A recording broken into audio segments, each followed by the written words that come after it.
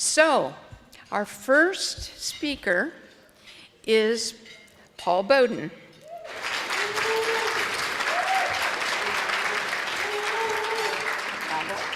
Thank you. Hey, everybody, and thanks for inviting me back. I wanted to, at the sake of being a little bit redundant with last year's conference talk, I wanted to reiterate something that I think is more important than ever in light of the current administration in DC. I don't know how many people here caught Ben Carson's tour of homeless programs and public housing facilities and praising those that were as uncomfortable as possible. Apparently Ben Carson feels people living in subsidized housing shouldn't be comfortable, and also apparently Ben Carson doesn't understand that the largest housing subsidy program in the United States has been and continues to be the homeowner mortgage interest deduction program. This year, that's projected at $144 billion. Next year, it's projected to go up to $162 billion. That's housing subsidies, folks. When we give people money and tell them to keep it, that they owe us, like you owe me 50 bucks, I tell you to keep it, I just gave you 50 bucks. You asked me for 50 bucks and I give you a $50 bill, as if I would ever have them, but I give you a $50 bill, I just gave you 50 bucks. It's the same thing. So when you think about the federal government and subsidies for housing, don't just think about subsidies for housing for poor people. Because next year, those are going to be cut another $6 billion on top of the $54 billion a year that those subsidies have already been cut going back to 1979. So apparently there's one housing program, housing subsidy program, that the federal government feels we can't afford. And we need to screen people to make sure they're worthy of getting access to this. If they've ever had a felony conviction, they can't qualify for this program. This kind of weeding people out to make sure that they're the worthy poor people who are deserving of these benevolent charity institutions that we set up to serve them. Well, God damn it, we need to get real. Corporate welfare is 100 times more than welfare assistance for poor people. Tax write-offs is 100 times more than any benefits that we pay out to people. And since welfare reform and since Hope 6, those dichotomies have grown. The differences between those have grown. And the separation between the poor people and the wealthy people and who's worthy of government support has continued to grow. And it's time for us to stop a charity mentality and talk about equality and talk about justice.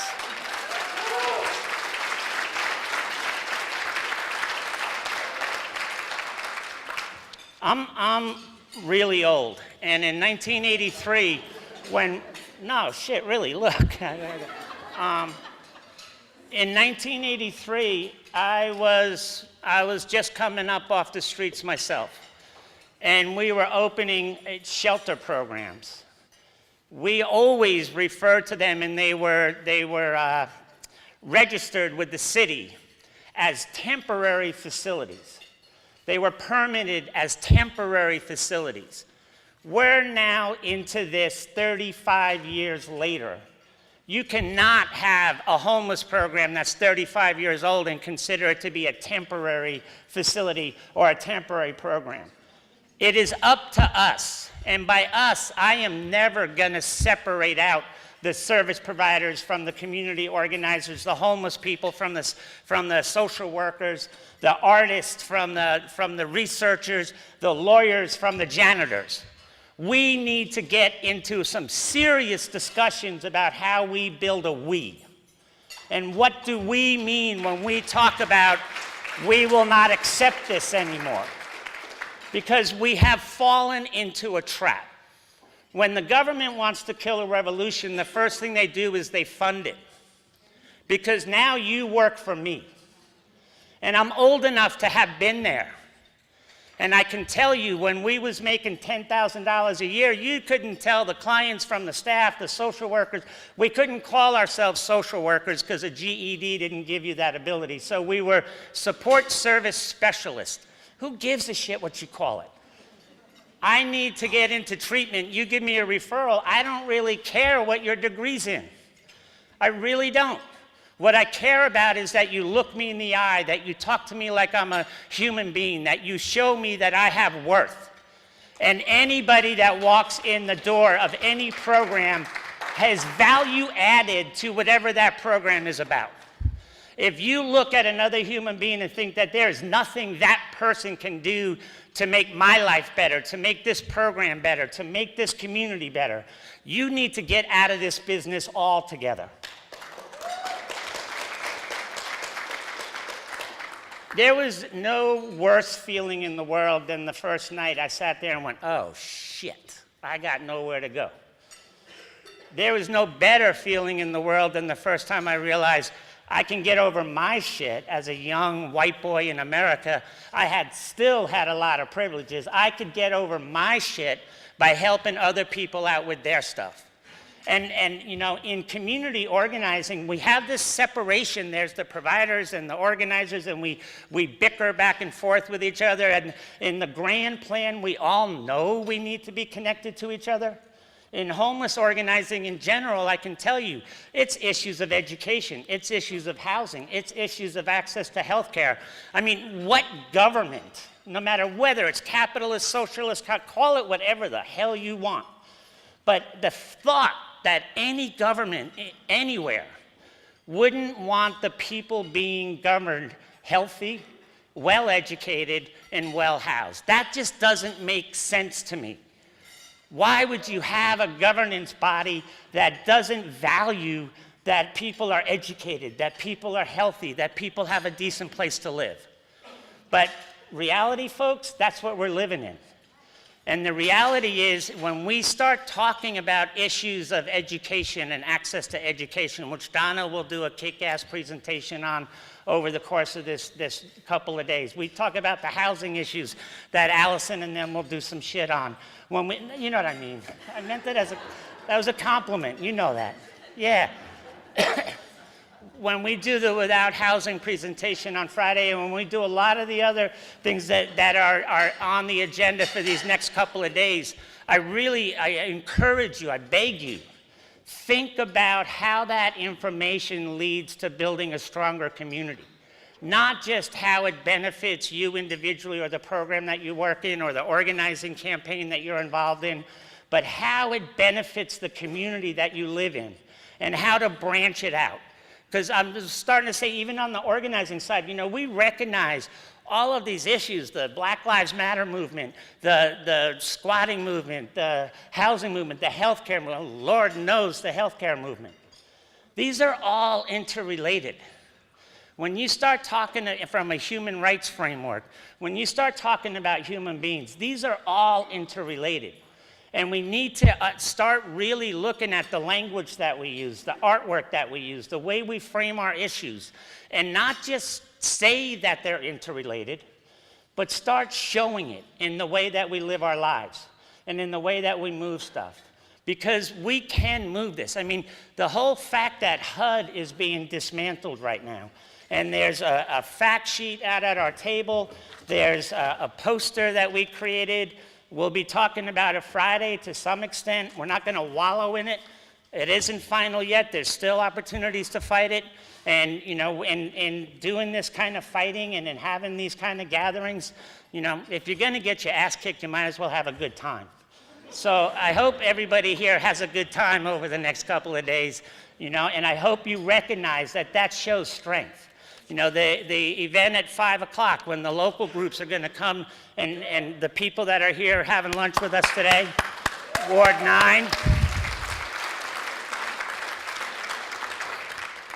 You know, we get out in the street together. We make a statement in the community together. And then we come back in and we do our process with our panels and with our events. But we understand that the whole pretext here is we want to put ourselves out of business. We shouldn't be a business in the first place, and we need to put ourselves out of business because a healthy community doesn't have homeless programs. And that's the bottom line. A healthy community shouldn't need a McKinney-Vento homeless coordinator for students going to school. A healthy community should have excellent kick-ass education from daycare through university. That makes a healthy community. And we all know that good health, that good education, a decent place to live, that's a pretty good baseline for getting out of poverty. But there's also a part of it that we have to recognize, and that is we have to be willing to fight. Power gives nothing without a fight. And if you're not pissed off about the situation that we're experiencing right now, then you're not going to understand what I'm saying next. But God damn it, this is wrong. It's wrong that we're here 35 years after we had temporary emergency shelters opening. It's wrong that in the process of running McKinney programs and doing 10-year plans and chronic homeless initiatives, that we redefined family homelessness so that family and new youth are now, quote unquote, poorly housed. We're treating family shelter programs as if they're welfare programs trying to screen out the cheats. So a family coming and asking for an emergency shelter bed no longer qualifies them to access an emergency shelter bed. I was there when that 3-year battle went down. And I can tell you right now, there was one reason and one reason only for both the redefinition of family and youth homelessness and the point-in-time head counts. And it's because the federal government was adamant that they didn't think they could get McKinney-Vento reauthorized without showing that their programs were successful. So they needed to bring down the numbers of homeless people. They knew they couldn't do it with any legitimacy. They knew they couldn't do it with a gaps analysis. They knew they couldn't do it with turnaway statistics. So they did it by redefining when a family is homeless. How callous can you possibly be? How nasty can you be? And family programs started shutting down because they were defunded, not because they weren't needed. And I know of 5 right off the top of my head that then were converted to single adult chronic homeless programs so that people could be moved in off the street so that those statistics could go up. When you're operating in that kind of an environment, you have to recognize that the homeless system that has been created by HUD in order to fund local communities to address homelessness is a morally bankrupt system. And if the providers and the community groups join together to say, that's not how we're going to run family programs in our community, we're going to move people in. What's the federal government going to do? Just defund all of us? No. But if any one of us do it individually, I can tell you from my wife's experience working in mental health, when the program provider does it individually, they get defunded. It is not a joke. And it so for us to point fingers at the service providers and say, how could you do that? Until we've built a strong enough mass movement, until we've built power that isn't just about our individual agency or our little rap group or, I never told you guys who the fuck we are, huh? All right. But until we build that kind of inclusive power that spreads from one state to another, from one organization to another, and I know that sounds like a big deal.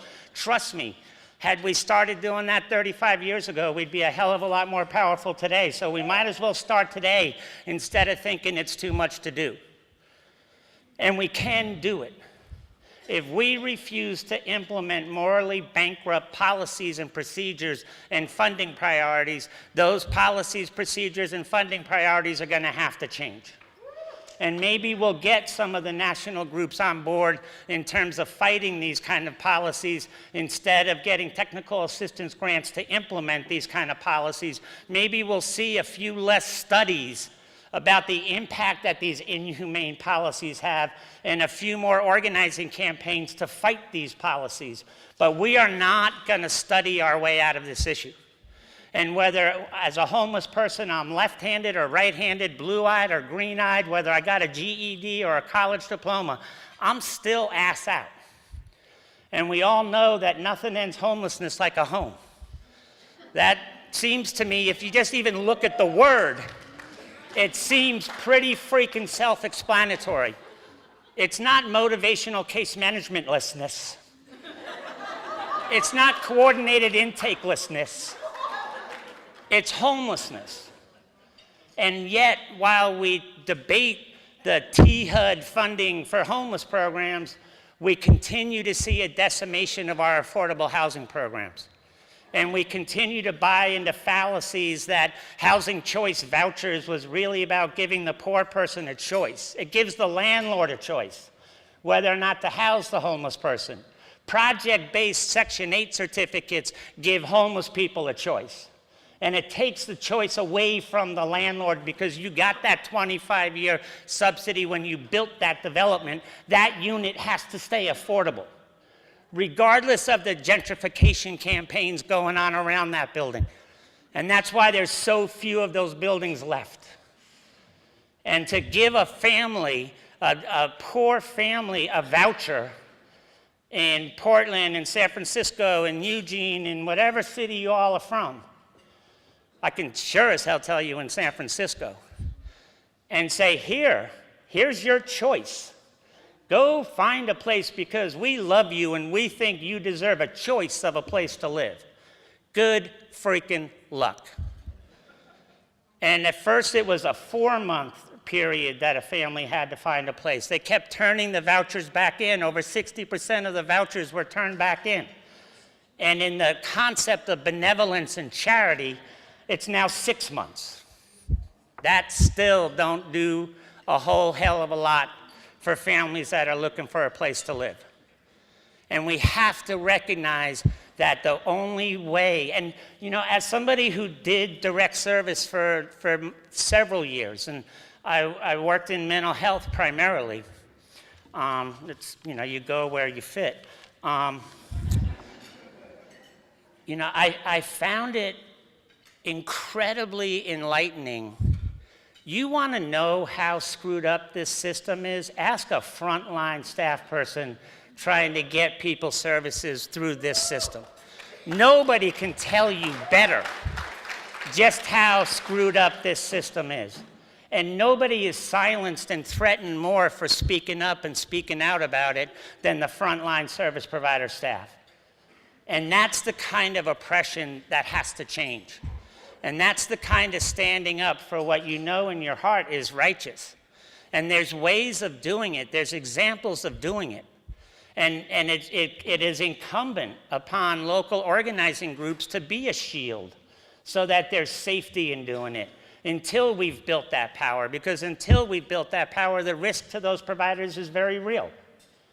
And so we have to recognize the providers supporting the organizing in order to have the shield to stand behind, to start speaking the truth to what is happening, and the organizers recognizing that you don't take a frontline service providing organization and put them at the lead coordinator of the demo on the mayor's office when the mayor's office is goddamn funding them. That's a setup for disaster.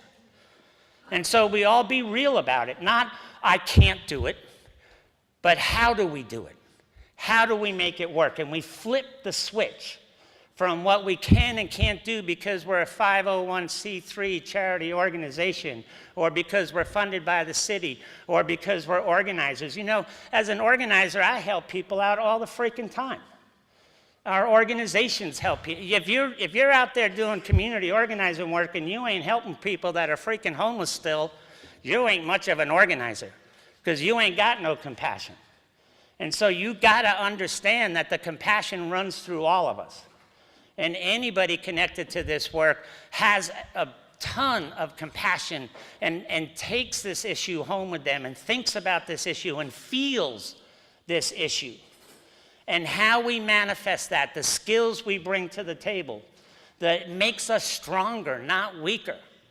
The broader our skill base, then all of a sudden, as a community group, we are artists, we are lawyers, we are service providers, we are doctors and whatever. You know, we are housing managers. We have an intense amount of skill set.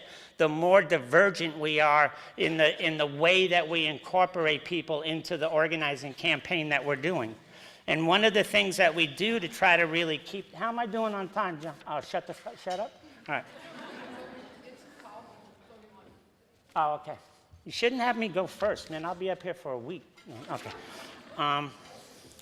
The way that we build in accountability into that process, and you'll see this on our table out there, and I know I talked about it last year, you'll certainly hear about it on Friday, is street outreach. You know, I come from the street. That don't give me any freaking right to talk about what people in the street think. I know what I think, but you know, and when you say, we've heard this, dude gets up, I'm homeless, and so therefore homeless people think, no, that's what you think. But you do street outreach. You talk to 1,600 homeless people about what's happening in the realm of criminalization of homelessness, or you do it on housing, or you do it on other issues. You do it in multi-cities. You do it in multi-states. RAP operates in Colorado, Oregon, and California primarily. We got allies and groups we work with throughout the country, but we're accountable to each other in those states. You want to come to one of our gatherings, and we do have some serious parties at our gatherings. You want to come to our stuff, you better take our street outreach form and get it filled out and bring us the results before you ever use the word we in terms of what people think. But the reality is what we found was sleeping, sitting, and standing still. Out of 1,600 people that we've talked to, by far in the 80 percentile, 79 percentile, 74 percentile, those are the criminal offenses that homeless people are being ticketed, arrested, and harassed for. Sleeping, standing, and sitting. Everybody in this room sleeps, stands, and sits. Everybody that wrote these freaking laws sleeps, stands, and sits. Every cop that enforces these laws, every business improvement district that sends out private ambassadors to hassle homeless people does these activities.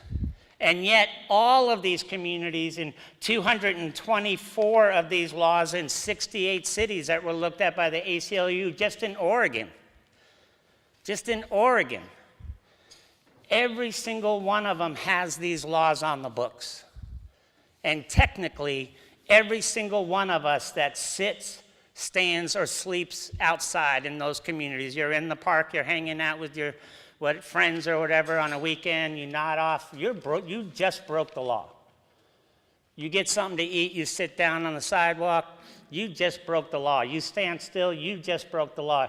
You know damn well you're not going to go to jail for it unless the cop happens to think you're homeless, or black and mentally ill, or Latino and maybe not from here. Why? Because of the color of your skin?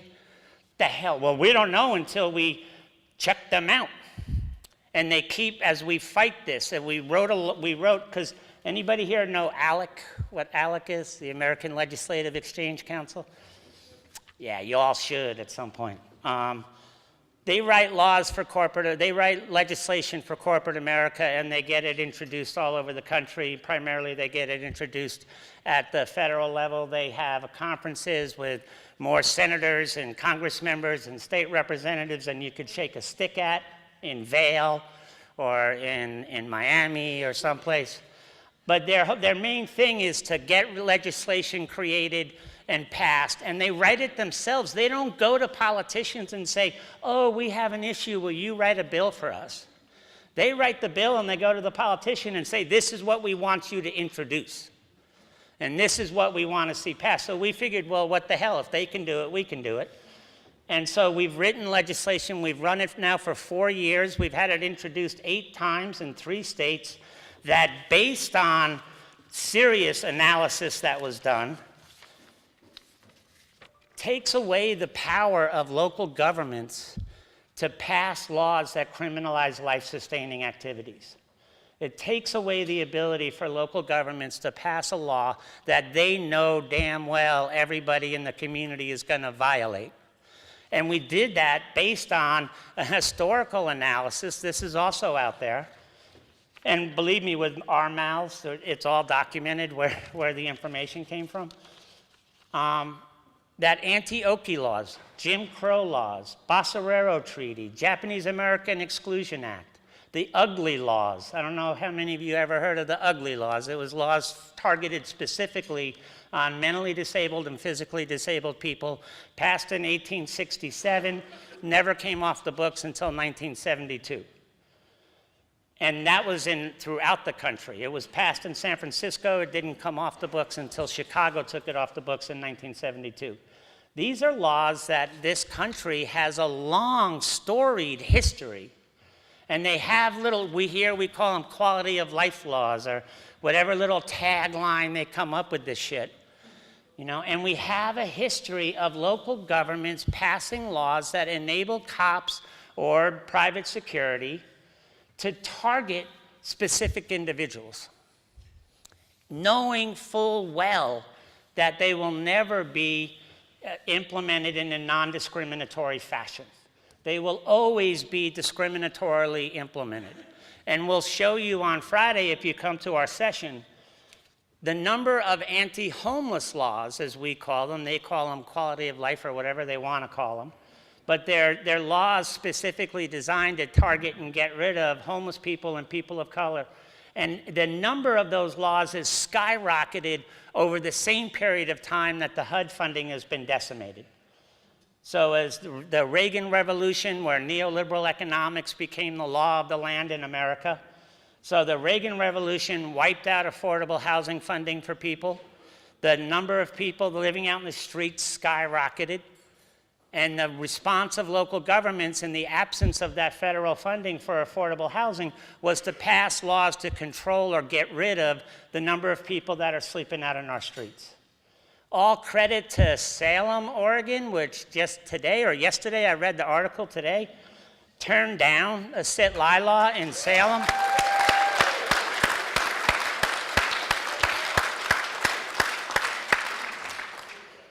Unfortunately, that's an anomaly, but it's something to build off, or goddamn, because it is a big deal.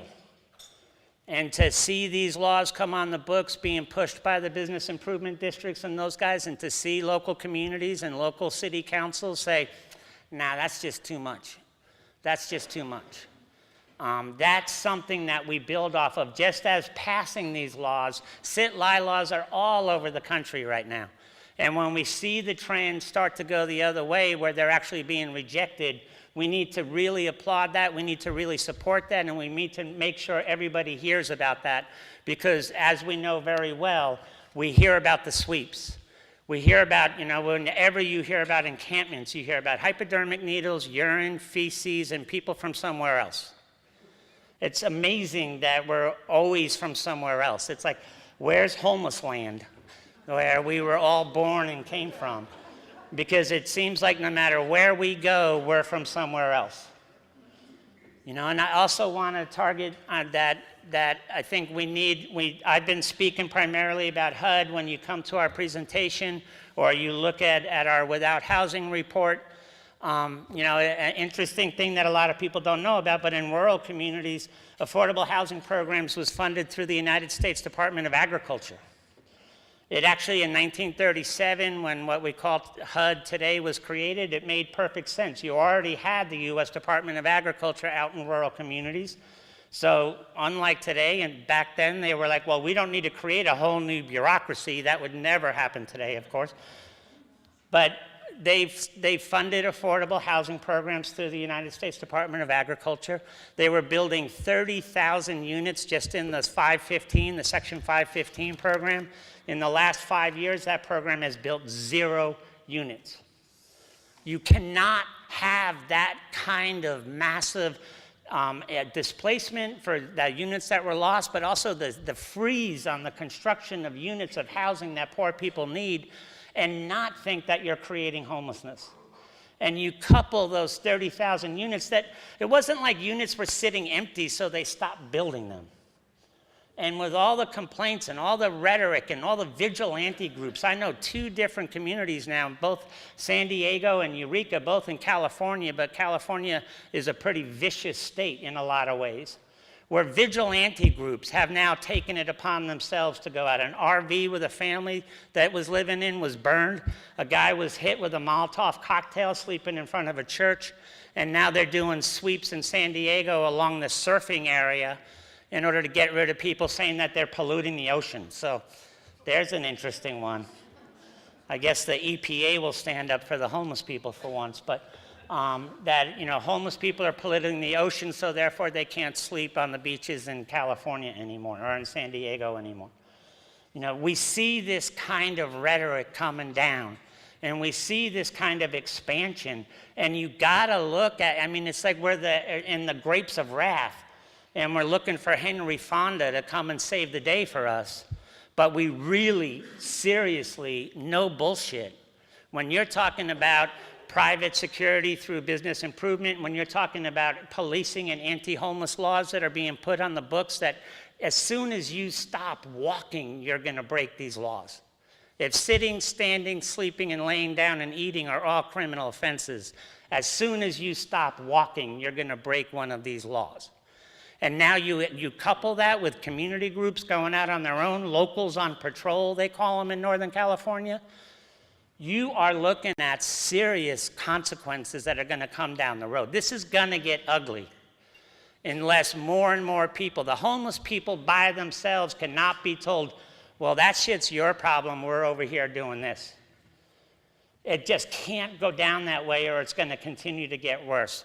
We have to understand that there's a pattern and a practice here. It's leading to more violence. When people are having Molotov cocktails thrown on them for the act of sleeping, you are talking about serious hatred, serious fear, serious racism, and serious classism.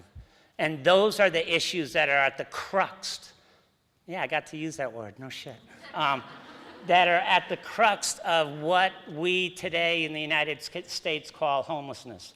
We need to recognize that, we need to fight back against that, and we need to have a really kick-ass time and a good party while we're doing it. Thank you all very much.